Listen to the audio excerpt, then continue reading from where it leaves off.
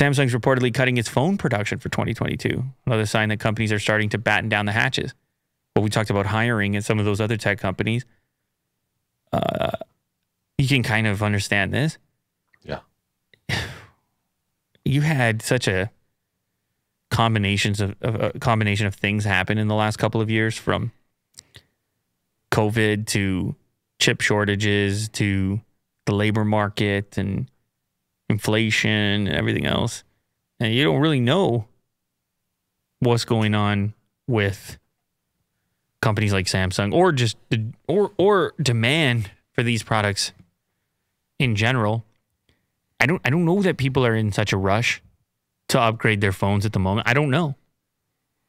And if they are in a rush to upgrade their phones, are they looking at the top spec? Are they looking at an Ultra? An Ultra. Are they looking? I know Mo is. Another sign that companies are starting to batten down the hatches, trying to become more careful with their spending. Samsung is reportedly scaling back the number of phones it's planning on producing for 2022 from 310 million to 280 million.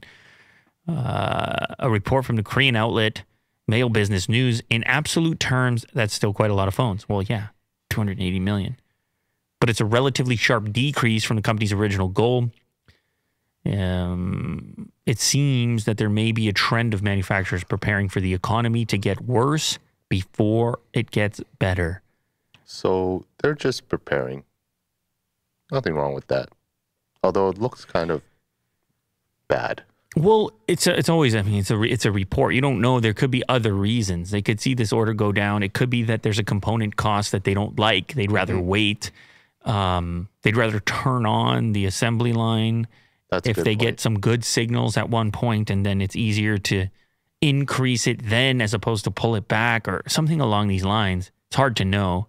Reportedly, the lowered production targets will affect phones across its lineup from low-end to models to flagships. In a way, cutting the production of its less expensive phones sounds counterintuitive. Wouldn't more people turn to those devices in an economic downturn? But it tracks when you consider that the alternative is just not buying a phone at all. Yeah, well, that's what I think is going to happen. Much like I said, a lot of stuff is getting good. It's no different in the smartphone marketplace. Do you need a new phone all the time when they're as good as they are? And from generation to generation, it's really incremental improvements? No, I mean, we've been here for a while. It's not to say that they're not cool. It's not to say that a guy like me can't make a video and be like, hey, this is a pretty cool little improvement. But it is a little improvement. It's not an overhaul. And I'll tell people plain and straight in my everyday life. I'll tell them plain and straight and right to their face. I'll say, the phone you have right now is fine. Keep going. Battery's good.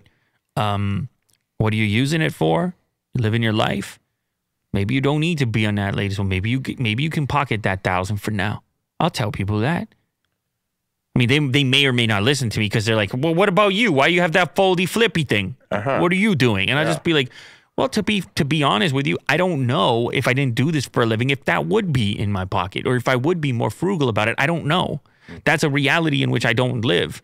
But I'd imagine that it would be hard for me to justify a lot of these purchases if there wasn't that connection.